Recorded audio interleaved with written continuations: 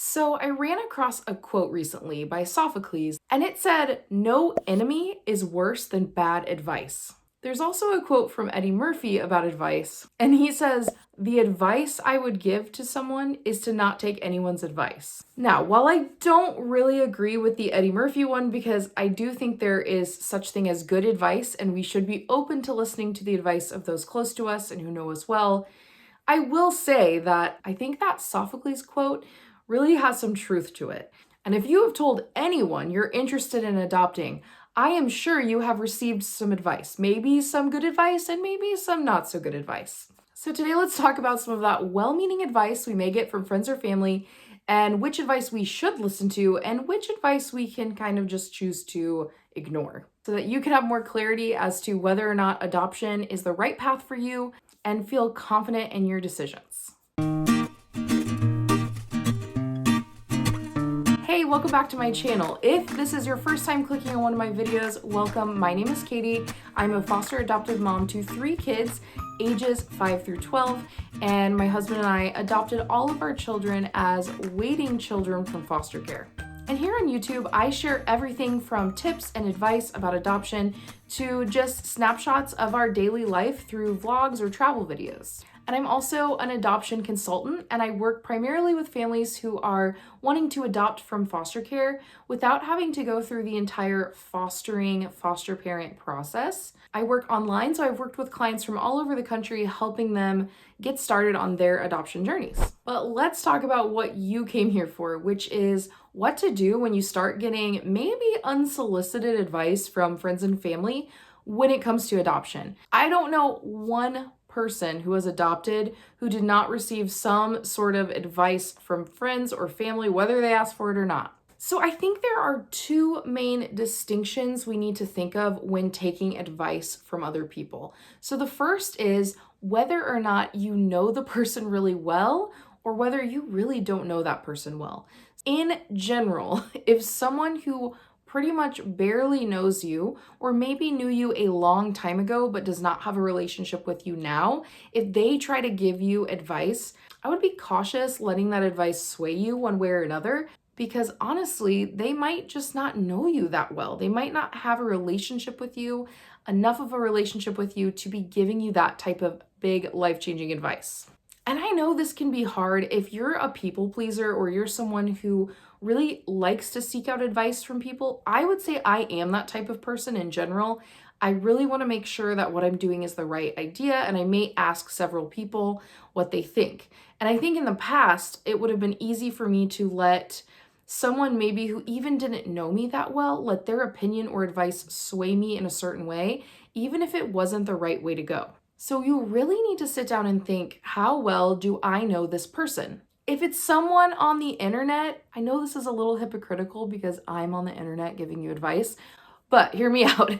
If someone on the internet is giving you specific advice about yourself and they have no clue who you are and they have no idea about your history, your habits, I would really take that with a grain of salt. Sure, we can learn things online. That's the whole reason for this channel. But if you get a random comment, like I get comments on YouTube videos sometimes telling me stuff I should do, and I'm like, you clearly don't really fully understand the situation. And so I don't really need to accept this advice. But then if someone in my life who's really close to me shares advice with me, someone I trust, someone who knows me well, that's a completely different story. But this could also be advice from maybe a family member or a relative or a friend that you may not be as close with anymore. And if they're kind of giving you advice, I would be careful, whether it's positive or negative. Like, let's say you have a friend that you were close with in high school, but you don't really hang out with them now, you don't spend time with them, and you say, hey, I'm thinking of adopting. And they're like, oh, you should totally do it. Here's why. Like, you would be amazing at it. And you're kind of like, oh, wow, that's really great. But then you have other people in your life closer to you saying, okay, maybe you should think about this a little longer before you make the decision. I mean, whose advice is more relevant at that time? Whose advice should you trust? I would personally say you should trust the advice of those that are close to you because they know you the best right now. even if that person that you aren't as close with is giving you maybe the advice you want to hear, I still would not value that over the advice of those who know you well. I actually have a very relevant story for this. So, for those of you that don't know, after my husband and I first got married, this was like 9.5 years ago, because I'm getting old. After my husband and I first got married, we actually moved to the Dominican Republic, where we were teachers at a Christian school. So we were kind of like missionary teachers there. And I had done my student teaching at that school, and they had asked me to come back as a teacher on staff the following year. Now, this was a huge decision for us to make. We had never truly considered that before the offer was on the table. And so we had a lot of thinking to do in a very short amount of time. I came back from my student teaching in like late April, and the school year was going to start around August of that same year. So we didn't have much time to go make this decision, raise some support for us to be able to go, and then make this huge transition into another country, another culture, and these new jobs. So my husband and I we were engaged at that time. So we were talking a lot, and it always felt like there was one day where I was like, we should go. And then that day he was like, I don't know if we should go. And then the next day he'd be like, okay, I really think we should go. And I would be like, actually, now I'm not sure if we should, So we were really going back and forth together and trying to make a good decision. But we knew this was a decision we needed to ask advice about.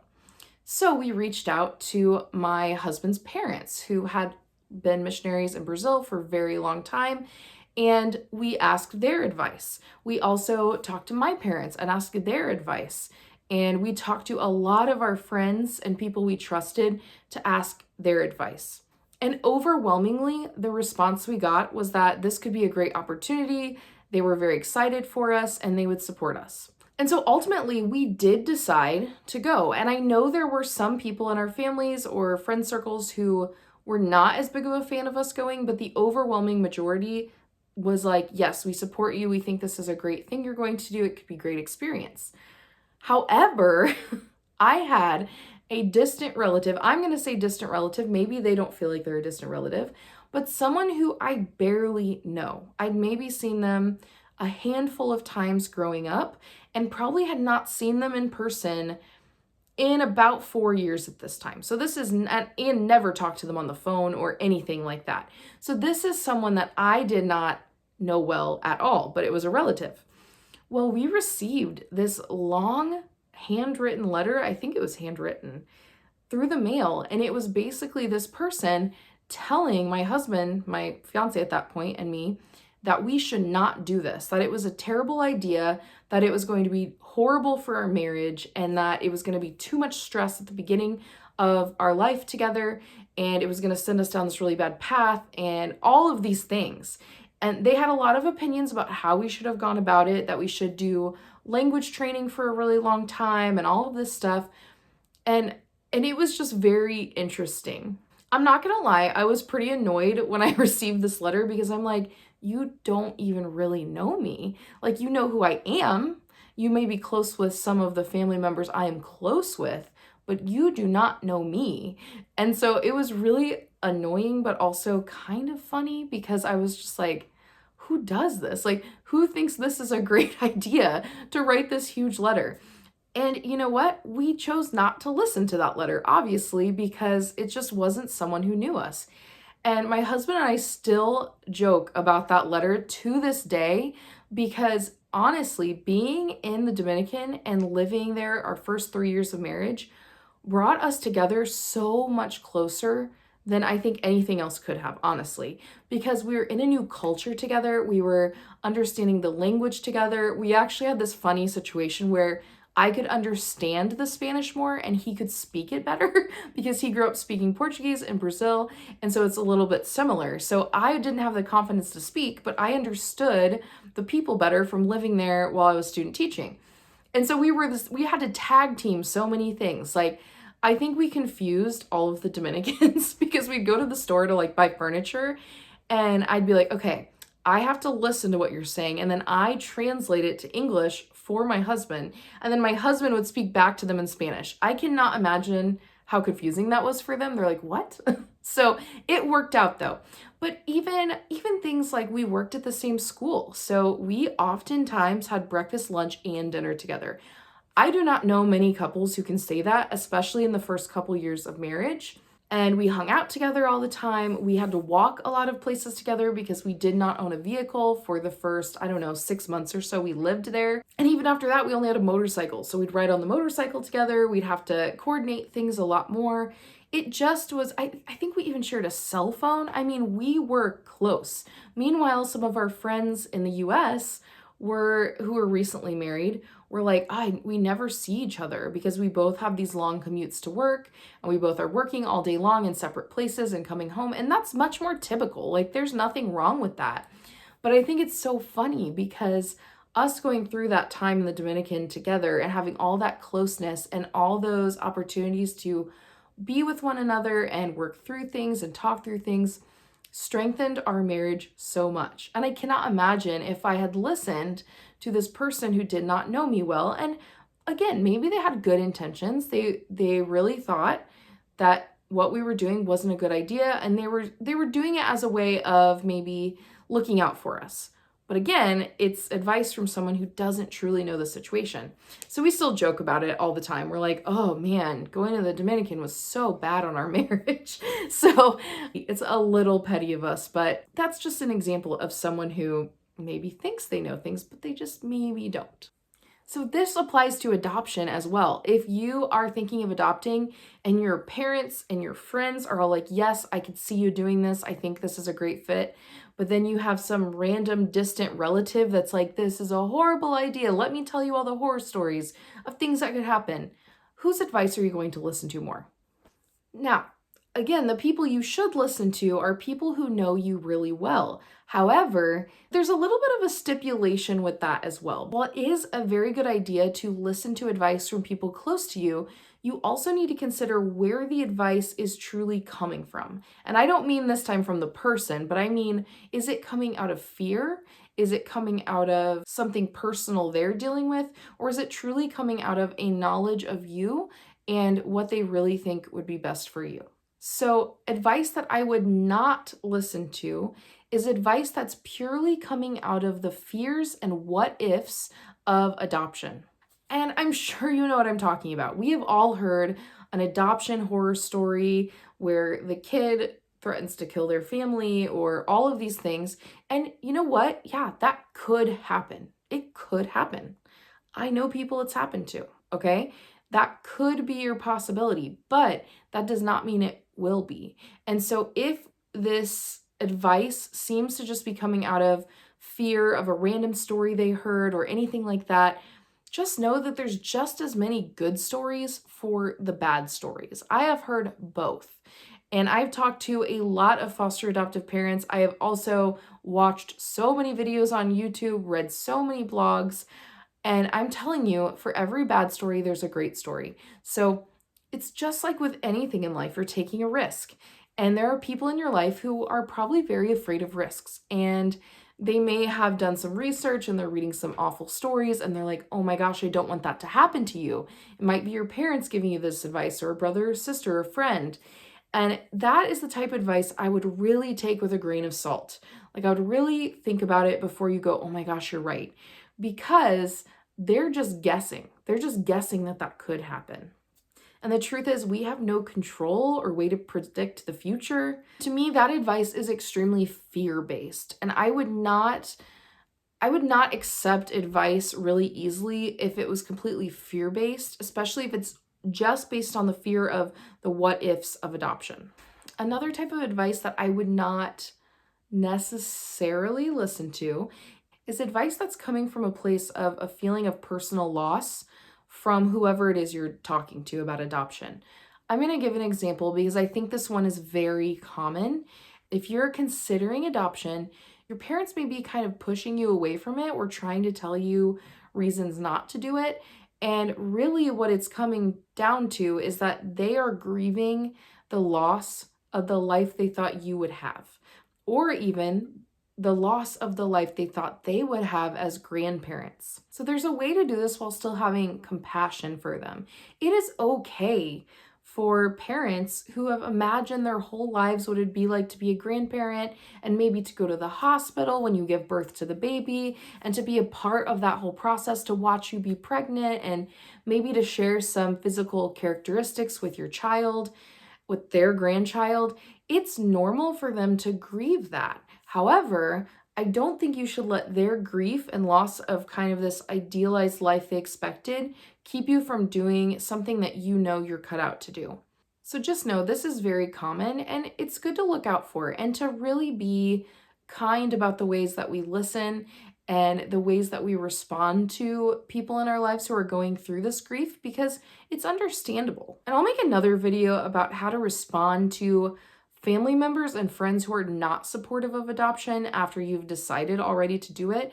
That'll be a whole other thing, but I just want to let you know that can be something that happens. And I personally would not let that advice, even though it's someone very close to you, I would not let that type of advice keep you from adopting if you truly think that's the path you should take. But here's the thing, that doesn't mean we don't accept any advice from these people, even if they are grieving things, because I think your parents, your siblings, as long as you have good relationships with them, your close friends, these people know you really well. And even if they may have some grief in some way about you adopting, if they're giving you advice that is actually about you and your track record, your history, your habits, that is advice I would listen to. Let's give a scenario of possibly a real life scenario that has happened before. Let's imagine that there's a person who wants a dog. And so they go and they get a dog and they're so excited and they get all the stuff for the dog and they come home and they're training the dog and they're hanging out with the dog and all this stuff. And then life gets kind of crazy and they're like, you know what, having a dog now, it's just not that convenient. So I'm going to rehome this dog. I'm going to give this dog to a family who can take care of it. Sure, that dog is getting a family that can take care of it, but that's not the best thing for that dog. Let's say that a couple years pass and you think, you know what, I would really like a dog again. And then you get another dog. And then the same thing repeats itself. That is a pattern of not being able to stick to a commitment. It's basically not being able to make a choice that you can stick to in the long run. And with adopting a child, we need to be even more careful about this. So let's say that a family member or friend says, hey, like, I've just noticed you've been changing jobs a lot recently. Like, you haven't had steady employment. You've been kind of like jumping from thing to thing, or it just seems like you get these whims and you decide to follow them and then later you go back on it. If someone is saying those things to you, as hard as it is going to be, you need to listen to them, because I can tell you from my experience, adopting is the hardest thing I've ever done. And even when you know you're cut out for it, you've had a lot of people affirm that to you, you're very dedicated to it, you've prepared a lot, and you love your kids, there are still going to be days where you think, oh my gosh, what have I done? I just think it's normal. And maybe a lot of people would not say that, but I like to keep it real here and just let you know that is extremely normal, I think, even for parents of biological kids, okay? To have days where you're like, oh my gosh, I chose to do this. This was my choice, and this is the life I'm living now. And I need you to understand that if you cannot keep commitments in other parts of your life, you really have no business getting into adoption. It's a hard truth. And I know I just said don't pay attention to advice online, but this is different because this is a general statement. If when you hear that, you think, oh my gosh, that kind of reminds me of myself. I'm not saying you can never adopt, but you need to be able to prove to yourself that you can make a commitment and stick to it before you try to add kids who have been through trauma into the situation, because it's just not fair to them. So if people are giving you advice like that and they're saying, hey, I've just noticed with you, or maybe they're even saying things like, I just noticed your mental health has been really poor recently, like that you've really been struggling, and I don't know that this is the right time to add a child and all this stress into your life, that is advice that I would listen to, that I would really take stock of and think about, because those people are not coming out of something that's like selfish or that they're just, thinking of the worst case scenarios. They're actually, their advice is about you, or about habits or patterns that they have seen in your life. And you really truly want to listen to that. And the last type of advice that I would always listen to, if you can, is advice from people who have actually adopted from foster care or have adopted in general. I just think it's funny because there are a lot of people out there who try to give advice about adoption when they have never even done it. They've never been through it. They have no idea what it's actually like. And I don't usually call out like quote unquote haters on my channel because I don't get that many, honestly. You guys are amazing and such a supportive community. But there was a while ago that I received a comment on my video about setting boundaries around the types of placements that you accept as an adoptive parent. And we kind of talked through things like, okay, you need to make sure that you think about the special needs they have, whether it's physical, emotional. Can you care for that child? Do you have what it takes financially, emotionally, physically to provide that child with a life they need? Anyway, this person commented on the video and was like, I really don't think it's right to say no or deny a child no matter what. And so I was kind of like, this is interesting. My first thought was, I wonder if this person has adopted or fostered, because I will tell you, any adoptive or foster parent I've ever talked to, I cannot think of one that would say you should, especially adoptive parents, because that is for the long haul. You're not just like with these kids for a year or a month. It's like you're committing your life to this child. I don't know anyone who'd say, yeah, you should just check yes to every single thing. And you should never say no, because that's bad, because you're denying a child. Because we all know what it's actually like. And we all know that you'll say yes to things and then realize later, oh my gosh, I thought I could handle that. And I am not very equipped to handle this, but now I have to deal with it, you know? And so I don't think it's wise personally to check yes to everything. And either do any adoptive parents that I'm friends with, as far as I can tell you. So I just gave an example to this person and I said like, oh, imagine that you lived in a 5-story walk-up in the city, like a walk-up apartment. And you said, yeah, I'll take a kid who has a wheelchair and there's no elevator in your building. Can you actually care for that child? No. And I think in the same way, we have emotional limits, we have mental limits of the types of things that we can handle. And I think being honest with ourselves and not trying to be the savior and just say yes to every kid because we just want to save them, that's my opinion, that I think that's the wisest thing to do, is to be able to set boundaries. And this person, and I just said, I'm just curious, like, have you adopted before? And I meant it in the really just like curiosity. I meant it from a place of curiosity, because if they had adopted, that would be really interesting to talk to someone who had been through that and still felt that way. And of course they had not. They were extremely offended that I even asked. They're like, why should that matter? I'm like, well, because if you don't know what you're talking about, you don't know what you're talking about. It was interesting, to say the least. I think I deleted the comments because I was just like, this is just not helpful to have on here. And you know, I always respond like so kindly, because it's never my goal to upset anyone.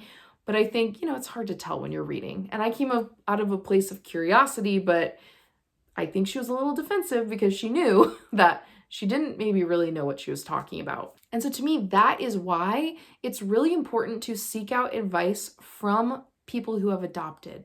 If you have someone in your life, like a close friend who's adopted, that is amazing. Most people don't have that when they go into this process, but if you do, that's great. Even if you have someone who's maybe like a friend of a friend or goes to your church or something like that, you work together, I don't know. Even reaching out to that person and asking if you could get together over coffee and just talk about some things and get some perspective, that is amazing to do, because it's so good to have the perspective of someone who's been through it and can look back and tell you, here's what I would have done differently. Here's what you should not do. Here's what you should do. And because they're not personally affected by your choice to adopt, usually they are, I don't know, I would say like a more objective third party. So yes, finding the advice of other adoptive parents is, I think, invaluable. If you don't have that in your life, you know, there's YouTube like this where you can watch stories from other adoptive parents. I know I have a lot of reflections I was kind of doing throughout our adoption process that you could watch if that helps. But I will say, and I'll just throw this out here, if you do not have anyone like that in your life who has adopted, who can talk you through it and walk you through the process and help you decide truly if it's a good idea for you or not, because this is Probably the biggest decision you will ever make in your life, and you do not want to walk into it uninformed and not ready. If that's you and you don't have anyone in your life, I would love to be that person for you.